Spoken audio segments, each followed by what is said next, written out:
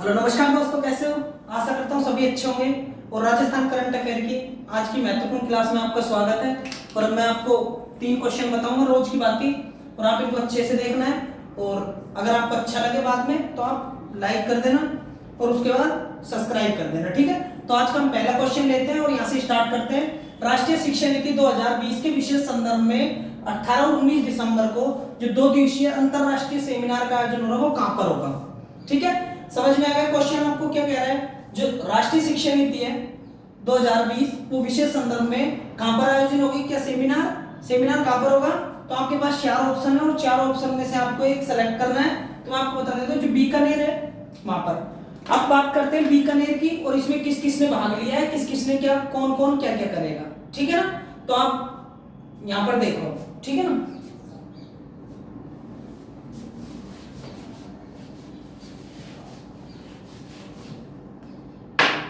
जो शिक्षा संस्कृति उत्थान न्यास है, कहां पर है? न्यू दिल्ली में, नई दिल्ली में, ठीक है, नई दिल्ली में। और उसके साथ महाराजा गंगा सिंह विश्वविद्यालय,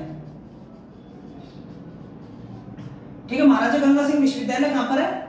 बीकानेर में।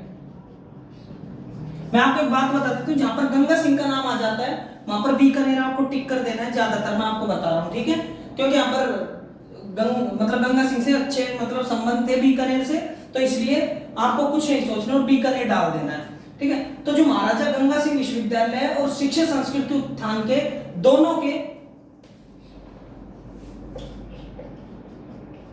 की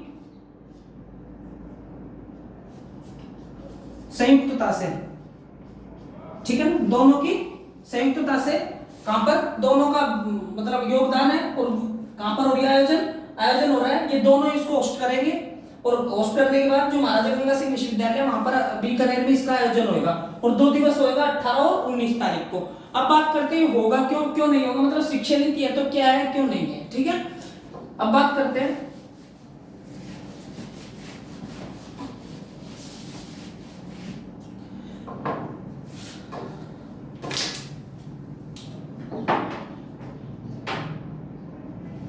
ठीक है ना। देखो विश्व में जो भी दार्शनिक है, ठीक है, मनोवैज्ञानिक है,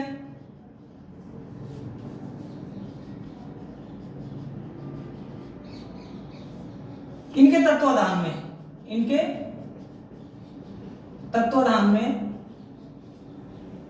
यह सेमिनार का आयोजन हो रहा है, ठीक है ना। कहने का मतलब सीधी सी भाषा में जो भी एक्सपीरियंस होल्डर होंगे हमारे देश में या फिर विदेश से आएंगे, विश्व के जो भी हैं वो सब यहाँ पर आएंगे, ठीक है। तो उनकी देखरेख में सारे जो अंतरराष्ट्रीय मीटिंग हो रही है ना, ये 2 दिवसीय ये यहाँ पर होगी।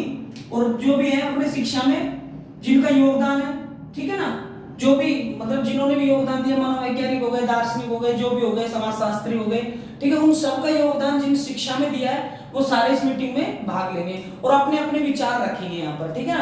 अब हम इससे आगे देखते हैं शिक्षा नीति है क्या और क्यों इसको बनाई गई है, ठीक है ना। समाजशास्त्री हो गए जैसे, ठीक है ना। अब बात करते हैं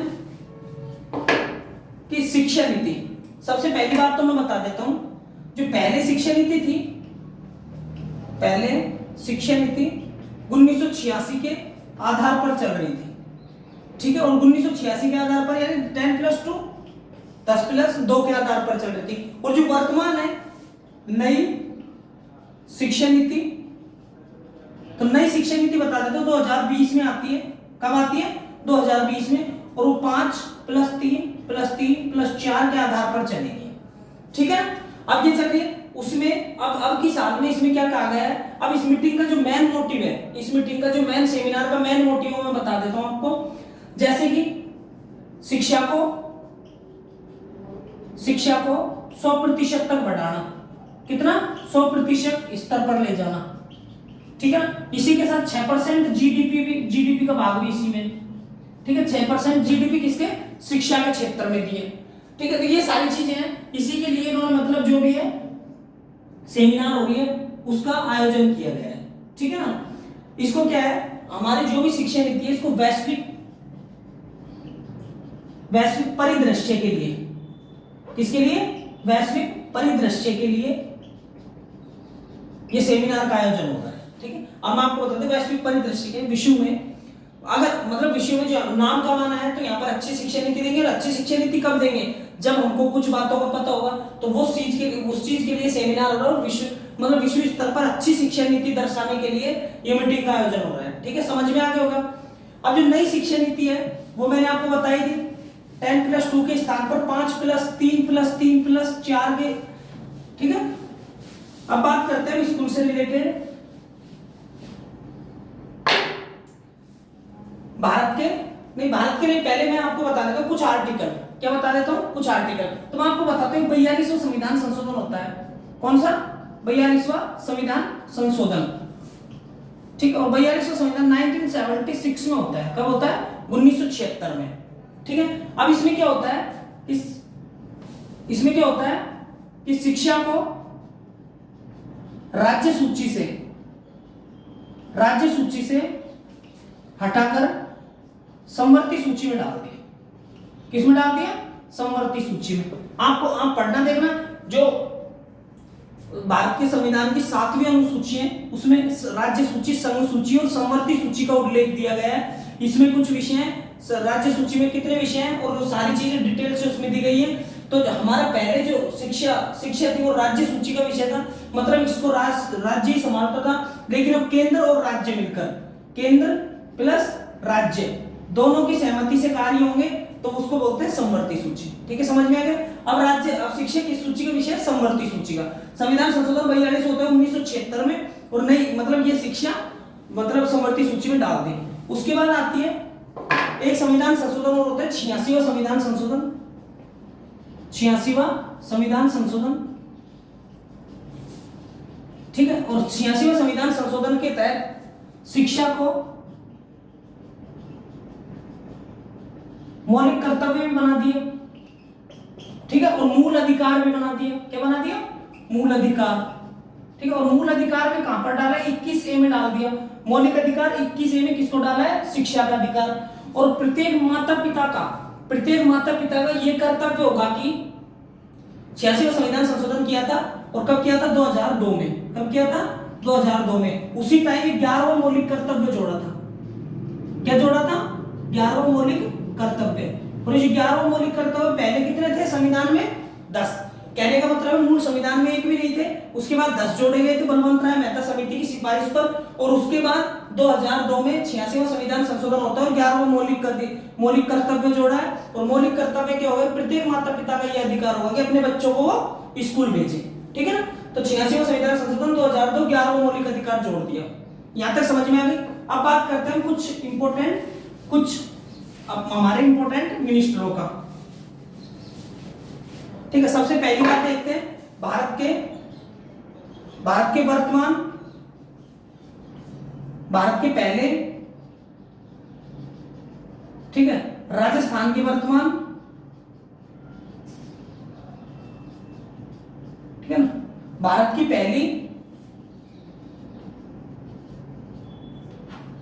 पहली महिला शिक्षा मंत्री, ठीक है। तो मैं आपको बता देता हूं, वर्तमान हमारे धर्मेंद्र प्रधान जी। कौन है, धर्मेंद्र प्रधान जी, जो हमारे एजुकेशन मिनिस्टर भारत के पहले थे मौलाना अबुल कलाम आजाद पहले थे। उसके बाद राजस्थान के वर्तमान कौन है, बीडी कल्ला जो शिक्षा मंत्री है, बुलाकीदास कल्ला। कौन है, बुलाकीदास कल्ला, ठीक है, जिनको हम शॉर्ट में बीडी कल्ला बोलते हैं। उसके बाद भारत की पहली महिला शिक्षा मंत्री स्मृति ईरानी जी थी, ठीक है ना। तो कहने का मतलब है ये आपके लिए बहुत इंपॉर्टेंट है, यहां उतार लो।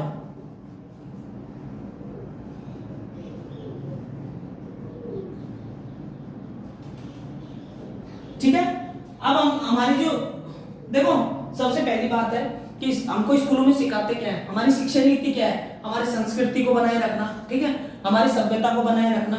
वही चीजें तो इस मीटिंग में दिखाई जाएंगी, वही चीजें मीटिंग में की जाएंगी, ताकि प्रत्येक स्कूल, अपने राजस्थान का प्रत्येक स्कूल, भारत का प्रत्येक स्कूल इन चीजों को फॉलो करेगा, ठीक है ना।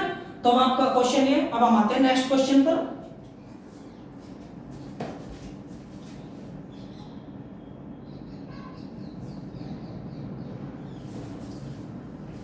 अब हमारा नेक्स्ट क्वेश्चन देखते हैं, गढ़ गणेश मंदिर पर रोपवे बनाया जाएगा किस जिले में। सबसे पहली बात तो आप जान लो कि रोपवे होता क्या है। रोपवे आप एक जगह से पहाड़ पर, जैसे पहाड़ है, ठीक है ना, पहाड़ पर एक जगह से दूसरी जगह जाना, ठीक है ना। रोप मतलब रस्सा, वे मतलब रास्ता, रस्से वाला रास्ता, ठीक है ना। ये तो हो गया इसका, रोपवे बोलते हैं इसको। एक जगह से दूसरी जगह, अदर अदर मतलब ऊपर ऊपर जाना, ठीक है ना। उसके बाद हमने आपसे क्वेश्चन किया है कि गढ़ गणेश मंदिर पर रोपवे बनाया जा रहा है, ये किस जिले में है। तो मैं आपको बता देता हूं, जो गढ़ गणेश का मंदिर है वो जयपुर जिले में, ठीक है ना। किसमें? जयपुर जिले में। अब बात करते हैं क्वेश्चन की।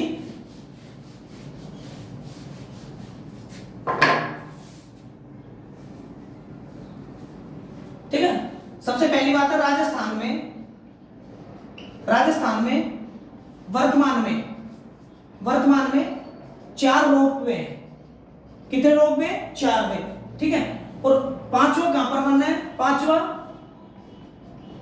गढ़ गणेश मंदिर। और गढ़ गणेश मंदिर कहां पर है? गढ़ गणेश मंदिर है जयपुर में। कहां पर है? जयपुर में। तो ये राज्य का 5वां और जयपुर का दूसरा है, ठीक है ना। जयपुर का दूसरा है। पहला भी बताऊंगा मैं आपको। टोटल कितने हैं? टोटल रोपवे कितने राजस्थान में? 5, ठीक है। सबसे दो कौन से डिस्ट्रिक्ट में हो जाएंगे? जयपुर डिस्ट्रिक्ट में। अब मैं आपको बताता हूं रोपवे राजस्थान में।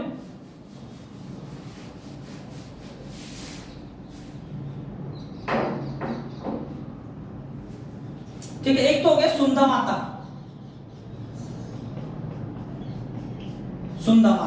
ठीक है, ये सुंदा माता। उसके बाद एक सावित्री माता, ठीक है। ये मंदिर मैं आपको ये भी बताऊंगा कि कहां पर है, ठीक है। उसके बाद मनसापूर्णी करणी माता है, एक है मनसापूर्णी करणी माता, एक सामोद, ठीक है ना। एक कौन सा है? सामोद है, ठीक है ना। अब आप इनको देखो सही से। सामोद वीर हनुमान जी का मंदिर कहां पर है? वीर हनुमान जी का। अब बात करते हैं सुंदा माता कहां पर है? सुंदा माता जालोर में। कहां पर है? जालोर में। और सावित्री माता का मंदिर कमेंट बॉक्स में बताइए आप, सावित्री माता का मंदिर, ठीक है ना। उसके बाद मनसापूर्णी करणी माता का मंदिर बताइए। मनसापूर्ण करणी माता, ठीक है। और मनसापूर्णी करणी माता में राजस्थान का मनसापूर्णी करणी माता, सावित्री देवी, ठीक है। इनको आप बताइए। सावित्री मनसापूर्णी करणी माता का मंदिर और सामोद वीर हनुमान जी का मंदिर।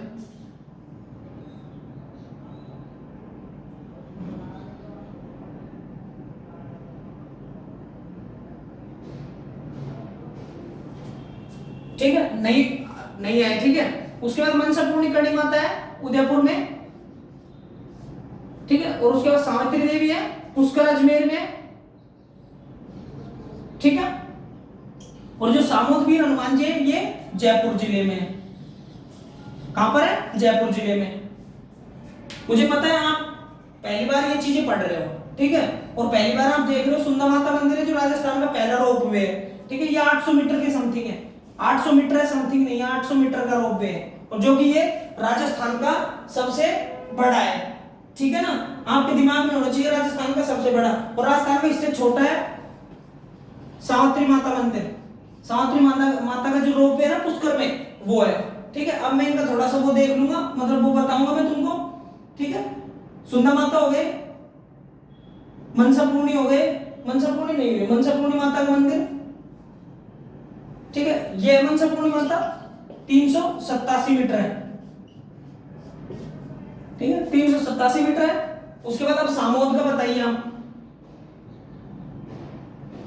ठीक है। तो सामोद का देखो, सामोद का 400 मीटर है, कितना है 400 मीटर। और ये सामोद का, सामोद मंदिर है यहाँ पर हनुमान जी का, और वैष्णो देवी मंदिर है यहाँ पर, ठीक है, दोनों के बीच में है। अब दूसरी बात क्या है कि इसमें सबसे मेन चीज जो है कि हम रोपवे से जाते हैं तो नीचे हरियाली होगी, सारी चीज मतलब अच्छा दृश्य दिखेगा यहाँ पर, ठीक है ना। क्या होगा, सबसे अच्छा दृश्य दिखेगा। ये तो गए तुम्हारे 4। अब बात करते हैं कि राजस्थान का, राजस्थान में देवियों की बात कर लेते हैं, क्योंकि सुंदर माता का मंदिर आया तो सुंदर माता के साथ हम और भी देवी देख लेते हैं, ठीक है। और एक गुजरात में भारत का सबसे बड़ा रोपवे गिरनार, कौन सा है, गिरनार। और गिरनार कहां पर है, गुजरात में, ठीक है। एक चीज और बता देता हूं, वल्लभ भाई की 182 फीट 182 मीटर है, मीटर लंबी मूर्ति, फिट है 182 फीट है, 82 मीटर की है ना, ठीक है। तो वल्लभ भाई की मूर्ति है जो केवड़िया कहां पर है, केवड़िया गुजरात में, ठीक है। तो ये चीजें। उसके बाद देखो भारत का हो गया सबसे बड़ा रोपवे गिरनार गुजरात में। उसके बाद देखेंगे हम यहाँ पर सुंदर माता, चलो इसको मिटाकर लिखता हूं, सुंदर माता जालोर में, उसी तरह से करणी माता देशनोक बीकानेर में, चूहे वाली देवी बोलते हैं इनको, चूहे वाली माता, ठीक है। उसके साथ है तनोट माता, ठीक है, फौजियों की माता कहते हैं इसको, ये जैसलमेर में। उसके साथ है नारायणी माता, नारायणी माता कहां पर है, राजगढ़ तहसील अलवर में। उसके बाद देखेंगे ब्राह्मणी माता, और ब्राह्मणी माता कहां पर है, अंता, और अंता कहां पर है, 12 में। आई माता है बिलाड़ा, कहां पर है, बिलाड़ा जोधपुर में, ठीक है। तो ये सारी चीजें। उसके बाद है आशापुरा माता, और ये नाडोल पाली में। अर्बुंदांचल देवी है, ठीक है, ये आबू सिरोही में। कैला देवी है करौली में। तो ये सारी माताओं के मंदिर हैं जो आपके लिए इंपॉर्टेंट साबित होंगे, आप इनको लिख लेना, ठीक है ना। उसके साथ देखो मैंने एक माता है अपने जयपुर में, आमेर में, कौन सी माता है वो, शीला देवी माता जयपुर। उसके बाद है शाकंभरी माता, और ये कहाँ है, सांभर जयपुर में। आपको पता होगा चौहानों की देवी है शाकंभरी माता, सचियाई माता जोधपुर में। तो कहने का मतलब ये है कि सारी माताओं के मंदिर हैं, इनको आप लिख लेना, ठीक है। अब हम आते हैं नेक्स्ट क्वेश्चन की तरफ, इनको आप एक बार स्क्रीनशॉट ले लो।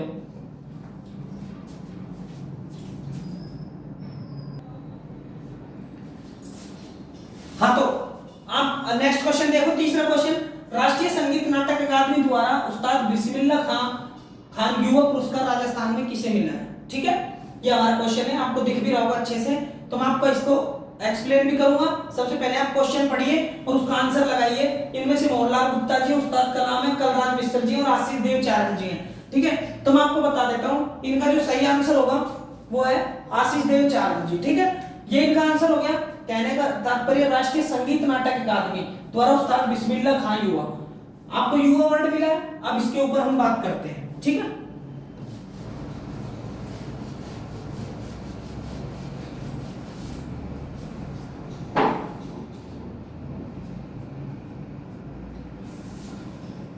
राष्ट्रीय राष्ट्रीय जो संगीत अकादमी है,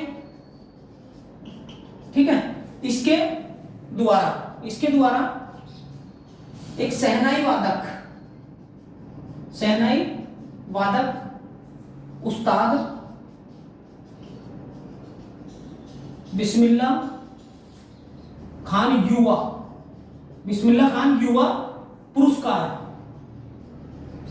पुरस्कार दिया जाता है। तो मैं आपको बता दें, तो युवा क्यों है?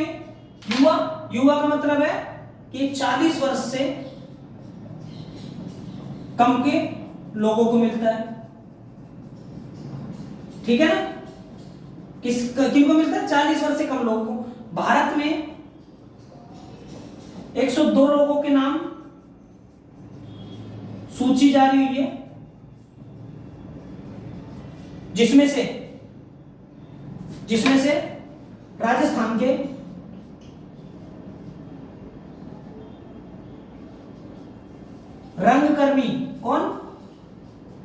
रंगकर्मी आशीष देव चारण को यह पुरस्कार मिला है, ठीक है। अब आप बोलोगे सर ये दिया क्यों गया? तो हम आपको बता रहे रंगकर्मी है मतलब कला है इनमें, ठीक है, किसके क्षेत्र में? कला के क्षेत्र में। और दिया किसने? राष्ट्रीय संगीत नाटक अकादमी। अब इनको आप स्क्रीनशॉट लो, इससे आगे बताता हूं आपको।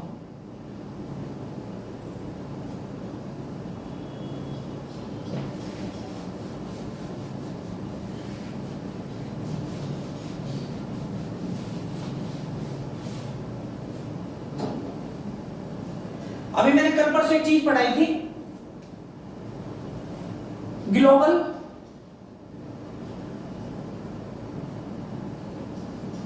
यूथ ह्यूमन राइट्स चैंपियन का अवार्ड किसे मिला है? तो मैं आपको बता दें, जोधपुर की डॉक्टर कीर्ति भारती को, ठीक है। डॉक्टर जो जोधपुर के, और जोधपुर की आशीष देवचारण है। कहां के? आशीष देवचारण में कहां के? जोधपुर के। जोधपुर की 2-3 बात करते हैं, उससे पहले मैं आपको कुछ लिखा देता हूं जो इससे संबंधित।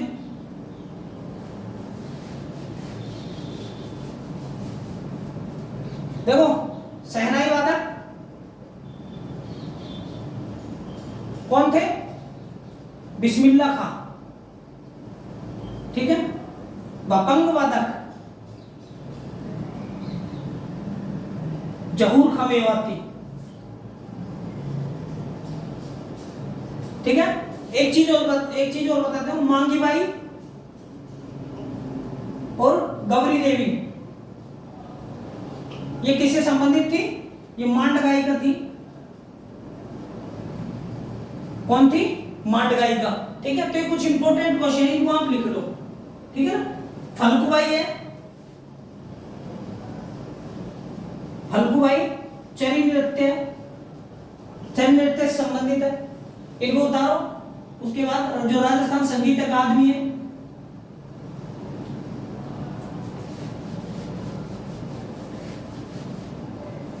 राजस्थान संगीत अकादमी जोधपुर में, ठीक है। कहां पर है? जोधपुर में। जो राजस्थान संगीत अकादमी जोधपुर में, और राजस्थान साहित्य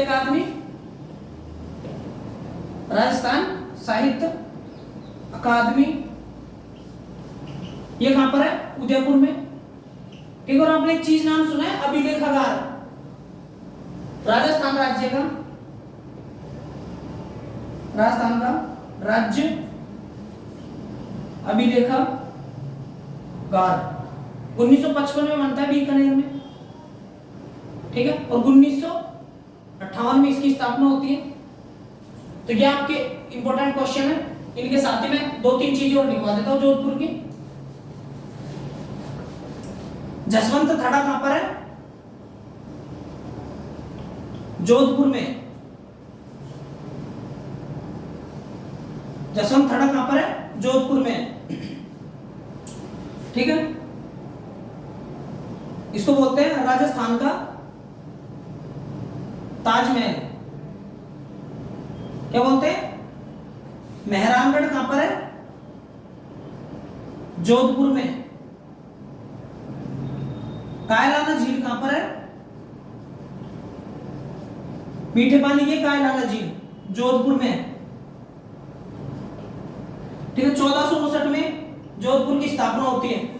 ठीक है, तो किसने की थी? राव जोधा ने। ठीक है, और एक उम्मेद भवन कहां पर है? उम्मेद भवन जोधपुर में। महाराजा उम्मेद सिंह, महाराजा उम्मेद सिंह ने जोधपुर जोधपुर फ्लाइंग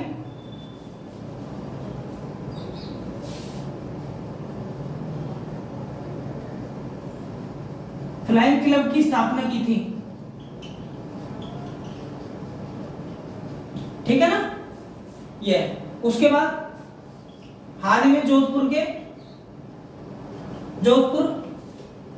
एयरपोर्ट को 311.37 करोड़ रुपए का आवंटन हुआ, मतलब आवंटित हुए कि अपने एयरपोर्ट का विस्तार बढ़ा सके। ठीक है, तो आज के महत्वपूर्ण क्वेश्चन थे, मैंने आपको बताए। नेक्स्ट वीडियो में लेकर आऊंगा। अच्छा लगा हो तो लाइक कर देना और सब्सक्राइब कर देना। ठीक है, बाय बाय।